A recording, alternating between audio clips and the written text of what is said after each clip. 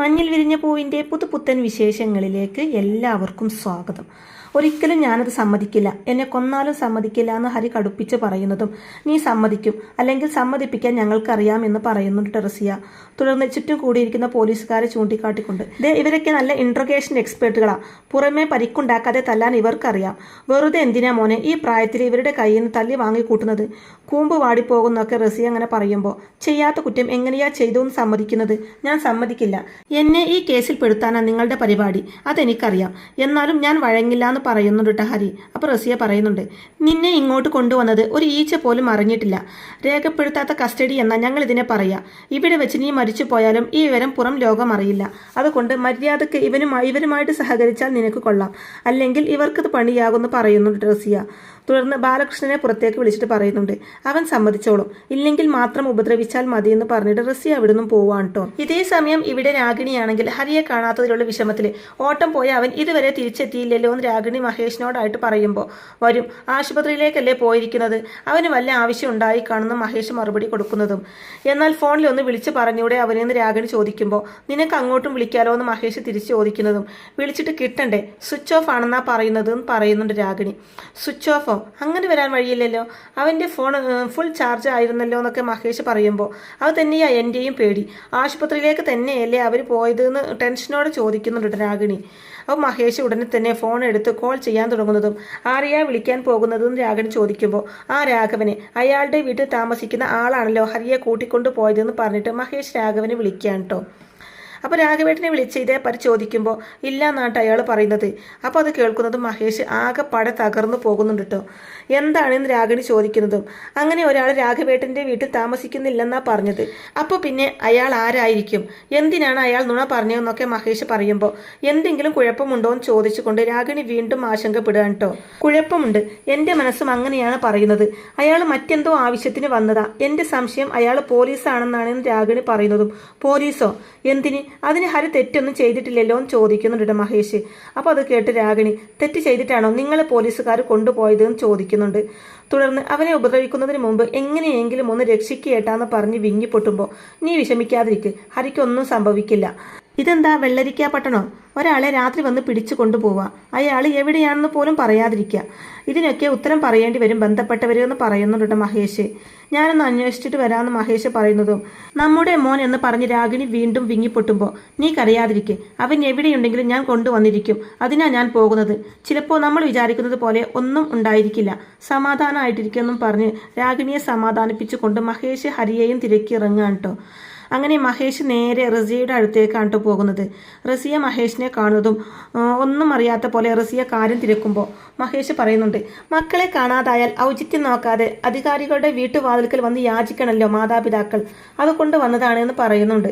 തുടർന്ന് എൻ്റെ മോൻ എവിടെയെന്ന് ചോദിക്കുമ്പോൾ, മോനോ? ഏത് മോനെന്ന് തിരിച്ച് റസിയ ചോദിക്കുമ്പോൾ, എനിക്കൊരു മകനേ ഉള്ളൂ ഹരി, അവൻ എവിടെന്നാ ചോദിച്ചതെന്ന് മഹേഷ് വീണ്ടും ചോദിക്കുമ്പോൾ, എനിക്കെങ്ങനെ അറിയാമെന്ന് റസിയ തിരിച്ച് ചോദിക്കുമ്പോൾ മഹേഷ് പറയുന്നുണ്ട്, മേഡം, ഒരപരിചിതൻ വന്ന് അവനെ കൂട്ടിക്കൊണ്ടു പോയി, ഞങ്ങളുടെ ബലമായ സംശയം പോലീസാണെന്നാ, സത്യം പറ, അവൻ എവിടെയുണ്ടെന്ന് മഹേഷ് വീണ്ടും ചോദിക്കുമ്പോൾ റസിയ പറയുന്നുണ്ട്, മിസ്റ്റർ മഹേഷ്, ഇത് ആരുടെ വീടാണെന്നറിയാലോ? SP-യുടെ വീടാ. ഈ വീട്ടിൽ വെച്ച് തന്നെ പോലെയുള്ള ഒരാൾക്ക് ഇങ്ങനെയൊക്കെ ചോദിക്കാൻ ധൈര്യം വന്നതെങ്ങനെ? വളരെ സുതാര്യമായി, കാര്യക്ഷമമായി, ജനാധിപത്യപരമായി ഈ ജയിലിലെ പോലീസ് സംവിധാനം പ്രവർത്തിക്കുന്നത് കൊണ്ടല്ലേ. അതിൻ്റെ മേധാവിയാ ഞാൻ. ഞാനാ പറയുന്നത്, തൻ്റെ മോൻ ഹരിയെ ഒരു പോലീസുകാരനും കൂട്ടിക്കൊണ്ടു പോയിട്ടില്ല, അവൻ ഞങ്ങളുടെ കസ്റ്റഡിയിൽ ഇല്ല എന്ന് തന്നെ പച്ചക്കള്ളം പറയാണ്ട് റസിയ. അപ്പോൾ പിന്നെ ആരാ മേഡം അത് ചെയ്തതെന്ന് മഹേഷ് ചോദിക്കുമ്പോൾ, അതെനിക്കെങ്ങനെ അറിയാം, പരാതി താ, അന്വേഷിക്കാം. അന്വേഷിക്കാതെ ഞാൻ എങ്ങനെ പറയും കൂട്ടിക്കൊണ്ട് പോയതാണെന്ന് പറയുന്നുണ്ട് റസിയ. അപ്പം മഹേഷ് പറയുന്നുണ്ട്, എനിക്കറിയില്ല മേഡം എന്തൊക്കെയാണ് ഈ സംഭവിക്കുന്നതെന്ന്. ഒന്ന് ഞാൻ പറയാം, എൻ്റെ മകന് എന്തെങ്കിലും പറ്റിയാൽ അതിന് കാരണക്കാർ ആരായാലും അവരെയൊന്നും വെറുതെ വിടില്ല, കൊന്നു കളയും ഞാൻ എന്ന് ഭീഷണി സ്വരത്തിൽ പറയുന്നുണ്ട് മഹേഷ്. അപ്പോൾ അത് കേൾക്കുന്ന റസിയ, നീ എന്താ ഭീഷണിപ്പെടുത്തുകയാണോ? വധഭീഷണി മുഴക്കൽ ഒരു ക്രിമിനൽ കുറ്റാണെന്ന് അറിയാലോ, എനിക്ക് വേണമെങ്കിൽ നിന്റെ പേരിൽ ചാർജ് ചെയ്യാം. ചെയ്യുന്നില്ല, ചെറിയ കളികൾ ഞാനങ്ങ് നിർത്തി, എൻ്റെ ടാർഗറ്റ് മല്ലികയാ, അവരെ പിടിക്കാനുള്ള വഴികളാണ് ഞാനിപ്പോൾ ആലോചിച്ചു കൊണ്ടിരിക്കുന്നത്.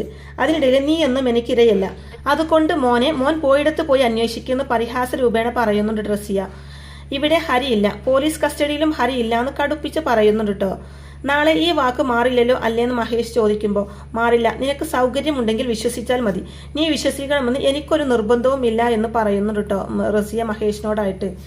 പിന്നീട് സത്യം പറയാൻ പറഞ്ഞുകൊണ്ട് ബാലകൃഷ്ണനും ടീമും പോലീസ് കസ്റ്റഡിയിൽ വെച്ച് മർദ്ദിക്കുകയാണ് കേട്ടോ ഹരിയെ. അപ്പോൾ ഷൂ ഇട്ട കാല് കൊണ്ട് ഹരിയുടെ കാല് ചവിട്ടി അരിക്കുന്നുണ്ട് കേട്ടോ ഒരു പോലീസുകാരന്. അപ്പോൾ ഹരി പറയുന്നുണ്ട്, നിങ്ങൾ എന്നെ എത്ര തല്ലി ചതച്ചാലും നിങ്ങൾ ഉദ്ദേശിക്കുന്ന മറുപടി കിട്ടില്ല, കാരണം ഞാനല്ല അത് ചെയ്തത് എന്ന് ഹരി തീർത്ത് പറയുമ്പോൾ സത്യം പറയാൻ പറഞ്ഞുകൊണ്ട് വീണ്ടും സിഐയും ടീമും ഹരിയെ ഇഞ്ചിഞ്ചായി മർദ്ദിക്കുന്നുണ്ട് കേട്ടോ. അപ്പോൾ ഇതേ സമയം തന്നെ SP റസിയ വന്നിട്ട് എന്താ പറഞ്ഞോന്ന് ചോദിക്കുമ്പോൾ ഇല്ല എന്ന് മറുപടി കൊടുക്കുന്നുണ്ട് CI. എങ്ങനെയെങ്കിലും അവനെ കൊണ്ട് പറയിക്ക്, എന്ത് മാർഗവും വേണമെങ്കിലും നിങ്ങൾക്ക് സ്വീകരിക്കാം, അവനത് സമ്മതിച്ചില്ലെങ്കിൽ എന്നെ വിളിച്ചാൽ മതിയെന്നും പറയുന്നുണ്ട് കേട്ടോ. പിന്നെ ഇവനെ കാണാതാവുമ്പോൾ പലരും അന്വേഷിച്ചിറങ്ങും, ഒരു കാരണവശാലും ഈ ന്യൂസ് ലീക്ക് ആവരുത്, ഇവൻ പോലീസ് കസ്റ്റഡിയിൽ ഉണ്ടെന്നുള്ള വിവരം ആരും അറിയരുത് എന്നൊക്കെ റസിയെ ഓർമ്മപ്പെടുത്തുമ്പോൾ ഇത് പ്രശ്നമാവോ മാഡം എന്നിങ്ങനെ CI സംശയത്തോടെ ഇങ്ങനെ ചോദിക്കുമ്പോൾ ഒരു പ്രശ്നവും ഉണ്ടാവില്ല, അത് ഞാൻ ഗ്യാരണ്ടി എന്ന് ഉറപ്പ് കൊടുക്കുന്നുണ്ട് റസിയ. അല്ലെങ്കിൽ തന്നെ ഇതുപോലുള്ള ഓഫ് റെക്കോർഡ് കസ്റ്റഡികൾ നമ്മൾ മുമ്പ് നടത്താറുള്ളതല്ലേ, പ്രതിയെ പിടിക്കും, 3-4 ദിവസം നമ്മുടെ കസ്റ്റഡിയിൽ വെക്കും, എന്നിട്ടല്ലേ പ്രതിയെ പബ്ലിക്കിന്റെ മുമ്പിൽ പ്രസന്റ് ചെയ്യാറുള്ളൂ എന്ന് പറയുന്നുണ്ട് റസിയ.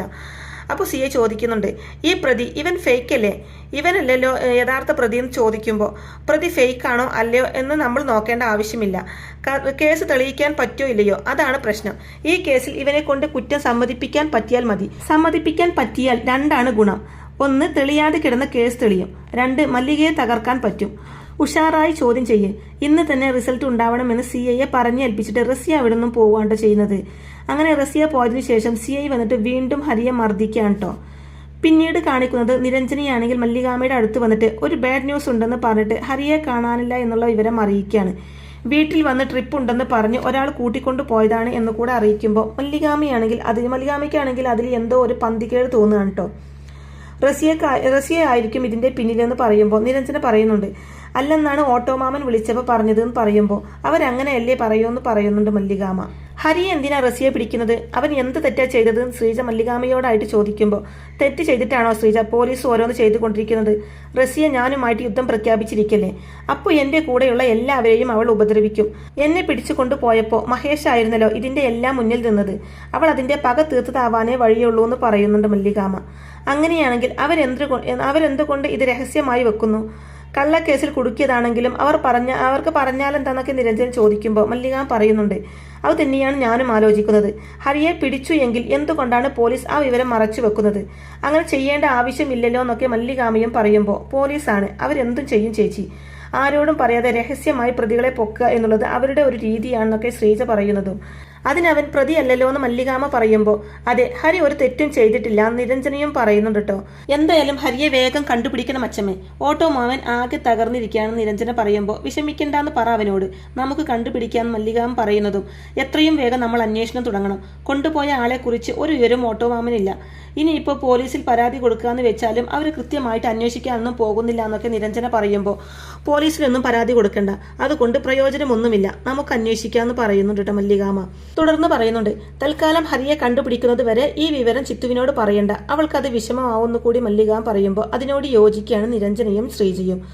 എവിടുന്ന് തുടങ്ങും അന്വേഷണം എന്ന് ശ്രീജ ചോദിക്കുമ്പോൾ ആദ്യം ഞാൻ അവളെ ഒന്ന് പോയി കാണട്ടെ, ആ റസിയെ എന്ന് പറയുന്നുണ്ട് മല്ലികാമ്മ. ശേഷം ഉടനെ തന്നെ മല്ലികാമ്മ റസിയയുടെ വീട്ടിലേക്ക് പോവാണ് കേട്ടോ. അപ്പോൾ റസിയെ കണ്ട ഉടനെ തന്നെ ഹരി എവിടെയെന്ന് മല്ലികാമ്മ ചോദിക്കുന്നതും റസിയയാണെങ്കിലോ താനെതിരെ ഉത്തരവാദിയല്ല എന്നുള്ള രീതിയിലാണ് സംസാരിക്കുന്നത്.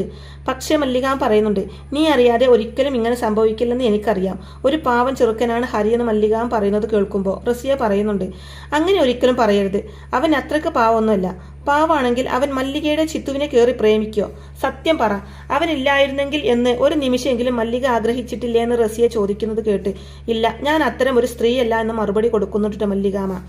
നോക്ക്, ആ കുടുംബത്തിന്റെ ഒരൊറ്റ വരുമാനമാർഗം ഹരിയാണ്, അവനെ ഉപദ്രവിക്കരുത് എന്നല്ല മല്ലികാമ്മ പറയുമ്പോഴും റസിയ തിരിച്ച് വീണ്ടും ആവർത്തിച്ച് പറയുന്നുണ്ട്, അവനെ കാണാതായതിലും ഞാനും തമ്മിൽ ഒരു ബന്ധവുമില്ല, അവന് എന്തെങ്കിലും ക്രൈം ചെയ്തിട്ടുണ്ടെങ്കിലല്ലേ ഡിപ്പാർട്ട്മെന്റ് അവനെ പൊക്കൂ, പിന്നെന്തിനാ അവനെ പോലീസുകാർ പിടിക്കുന്നത്, പറയാനുള്ളതെല്ലാം ഞാൻ മഹേഷിനോട് പറഞ്ഞിട്ടുണ്ട്, അവനോട് ചോദിക്ക്, പറഞ്ഞു തരും, അതുകൊണ്ട് ഈ കൂടിക്കാഴ്ച അവസാനിപ്പിക്കുന്നതല്ലേ നല്ലത് എന്ന് പറഞ്ഞ് റസിയ തടിയൂരാൻ ശ്രമിക്കുന്നത് കണ്ട് മല്ലികാമ്മയ്ക്ക് കാര്യം പിടികിട്ടുകയാണ് കേട്ടോ. റസിയുടെ ആൾക്കാർ തന്നെയാണ് ഹരിയെ കൊണ്ടുപോയതെന്ന് മനസ്സിലാവുന്നുണ്ട് മല്ലികാമയ്ക്ക്. തുടർന്ന് പറയുന്നുണ്ട്, നിന്റെ മുഖഭാവത്തിലും സംസാരത്തിലും എല്ലാം അതുണ്ട്. എന്റെ പൊന്നു മോളെ, അവൻ എന്തെങ്കിലും പറ്റിയാൽ പകരം ചോദിക്കാൻ വരുന്നത് മഹേഷ് ആയിരിക്കില്ല, ഞാനായിരിക്കും. ജീവിച്ചിരിക്കില്ല പിന്നെ നീ. ഈ ഭൂമുഖത്ത് വെച്ച് നിന്നെ ഭസ്മമാക്കി കളയുമെന്ന് താക്കീത് കൊടുക്കുന്നുണ്ടെങ്കിലും റസിയാണെങ്കിൽ അതെല്ലാം കേട്ട് പുച്ഛത്തോടെ തിരിച്ചു പറയുന്നുണ്ട്, നിങ്ങളുടെ ഈ സംസാരം എല്ലാം കേട്ട് എനിക്ക് ചിരിയാണ് വരുന്നത്. വെറും വിവരക്കേട്. ഓരോരുത്തർക്കും അവനവന്റെ വിധിയുണ്ട്. ഹരിയുടെ വിധി ഹരി അനുഭവിക്കണം, നിങ്ങളുടെ വിധി നിങ്ങളും എന്ന് പറയുമ്പോൾ ആയിക്കോട്ടെ എന്ന് മാത്രം പറഞ്ഞുകൊണ്ട് രൂക്ഷഭാവത്തോടെ മല്ലികാമ അവിടെ ഒന്നും പോവാണ് കേട്ടോ. റസിയയാണെങ്കിൽ സന്തോഷത്തിൽ ചിരിക്കുന്നുണ്ട്. അതിനുശേഷം കാണിക്കുന്നത് സിഐ ആണെങ്കിൽ ഹരിയെ തല്ലി കൊലക്കുറ്റം ഹരിയെ കൊണ്ട് സമ്മതിപ്പിക്കാനായിട്ട്, നിനക്ക് കോടതിയിൽ നിന്ന് ഊരിപ്പോരാൻ ഞാൻ നിന്നെ സഹായിക്കാം. ആദ്യം ഇതൊന്ന് സമ്മതിക്കാൻ പറഞ്ഞ് പ്രലോഭിപ്പിക്കുന്നുണ്ടെങ്കിലും ഹരിയാണെങ്കിൽ അതിന് തയ്യാറാവുന്നില്ല. ഇത് കേൾക്കുന്ന സിഐ ആണെങ്കിൽ അരിശമൂത്ത് ഹരിയെ വീണ്ടും വീണ്ടും മർദ്ദിക്കുകയാണ് ചെയ്യുന്നത്. അങ്ങനെ അവരുടെ മർദ്ദനമേറ്റിയ ഹരി അവിടെ തളർന്നു വീഴുന്നുണ്ട്. പിന്നീട് സിഐ റസിയെ വിളിച്ചിട്ട്, ആ ചെറുക്കൻ അമ്പിനും വില്ലിനും അടുക്കുന്നില്ല മേഡം, ചെറുക്കൻ്റെ ബോധം പോയി ചെയ്തു എന്നൊക്കെ അറിയിക്കുമ്പോൾ, സാരമില്ല കുറച്ച് കഴിയുമ്പോൾ ബോധം തെളിഞ്ഞോളും എന്ന് റസിയ പറയുന്നത് കേട്ട് എന്തെങ്കിലും പറ്റിയാലോ എന്ന് സിഐ വീണ്ടും ചോദിക്കുമ്പോൾ, പറ്റിയാൽ എടുത്തു കുഴിച്ചിടും, ആർക്കും അറിയില്ലല്ലോ അവനെ കൊന്നത് നമ്മളാണെന്ന്, പിന്നെന്തിനാ താൻ പേടിക്കുന്നത്? എടോ, തൻ്റെ ദൗത്യം അവനെ കൊണ്ട് എങ്ങനെയെങ്കിലും ആ ക്രൈം സമ്മതിപ്പിക്കുക എന്നുള്ളത് മാത്രം. ആ കേസ് അവൻ്റെ തലയിൽ കെട്ടിവെച്ച് കഴിഞ്ഞാൽ നമ്മുടെ ജോലി തീർന്നു. അതിനിടയിൽ അവന് എന്ത് സംഭവിച്ചാലും അതൊന്നും ഒരു ഇഷ്യൂ അല്ല എന്നൊക്കെ പറഞ്ഞു കൊടുക്കുന്നുണ്ട് കേട്ടോ. ബോധം തെളിഞ്ഞു കഴിഞ്ഞാൽ നമുക്ക് വേണ്ടത് തീരുമാനിക്കാം എന്നും പറയുന്നുണ്ട് റസിയ സിഐയോടായിട്ട്. ഇതേ സമയം ചിത്തിരിയാണെങ്കിൽ ഹരിയെ ഫോണിൽ ട്രൈ ചെയ്ത് കൊണ്ടിരിക്കുകയാണ് കേട്ടോ. പക്ഷേ കിട്ടുന്നില്ല എന്നുള്ള കാര്യം വിഷമത്തോടെ നിരഞ്ജനയോട് പറയുന്നുണ്ട്. വല്ല അപകടവും പറ്റിക്കാണോ ആശങ്കയോട് കൂടി നിരഞ്ജനയോടായിട്ട് പറയുമ്പോൾ ചിത്തിരിയുടെ മനസ്സ് വല്ലാതെ അസ്വസ്ഥമാവുന്നുണ്ട് കേട്ടോ. അപ്പോൾ അവളുടെ അവസ്ഥ മനസ്സിലാക്കുന്ന നിരഞ്ജന ഒടുവിൽ ആ വിവരം തുറന്നു പറയാണ് കേട്ടോ. റസിയയെ കാണുന്നില്ല, അന്വേഷിക്കുന്നുണ്ട്, ഇതുവരെ ഒരു വിവരം കിട്ടില്ല എന്ന് നിരഞ്ജന പറയുന്നത് കേൾക്കുമ്പോൾ ഷോക്കാവുന്നുണ്ട് ചിത്തിരയ്ക്ക്.